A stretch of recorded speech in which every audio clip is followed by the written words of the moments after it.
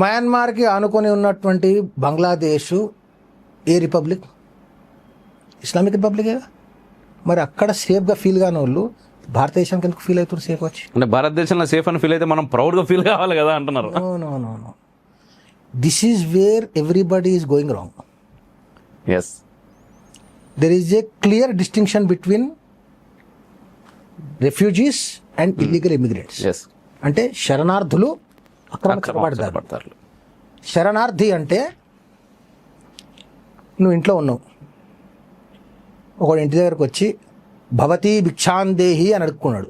ఇంటి ముందుకు వచ్చి గడప దగ్గర నువ్వు పోతావు, ఏం కావాలంటే ఆకలి అవుతుంది అన్నం పెట్టండి అంటే నువ్వు ఇంట్లో పోయి అన్నము, పప్పు, కూర అంటే నీ విశాల హృదయం ఎంత ఉంటే అంత తీసుకొచ్చి వాడికి అన్నం పెట్టి తిన్నాక వాడు దారిన వాడు పోయిండు అనుకో, వాడిని శరణార్థి అంట.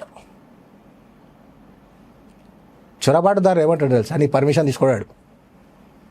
నీ తలుపు కుళ్ళు ఉంది అనుకో, తలుపు కుల్ల లేకుంటే కిటికీ బలగొట్టేసేసి లోపలికి వస్తాడు. నీ సోఫాలో కూర్చుంటాడు, నీ టీవీ ఆన్ చేసుకుంటాడు, టీవీ చూస్తాడు. నీ డైనింగ్ టేబుల్ మీద పోతాడు, డైనింగ్ టేబుల్ ఏముందో చూస్తాడు. లేదంటే కిచెన్లోకి పోతాడు, నువ్వు వండుకున్నది పెట్టుకుంటాడు. వచ్చి డైనింగ్ టేబుల్ మీద తిని నీ సోఫా మీద కాలు మీద కాలు వేసుకొని టీవీ చూస్తుంటాడు. నువ్వు వచ్చి ఎవడురా నువ్వు అని అడుగుతావా? నేను అదే చేస్తున్నా పని. ఎవడు నువ్వు? నా ఇంటికి ఎందుకు వచ్చినావు? ఎవడి పర్మిషన్ తీసుకొని వచ్చినావు? నా ఇంటి వనరులు ఎన్ని ఎంజాయ్ చేస్తున్నావు? నా భారతదేశం తిండి ఎట్లా తింటున్నావు? వాట్ రైట్ యూ హ్యావ్ అని అడుగుతున్నా.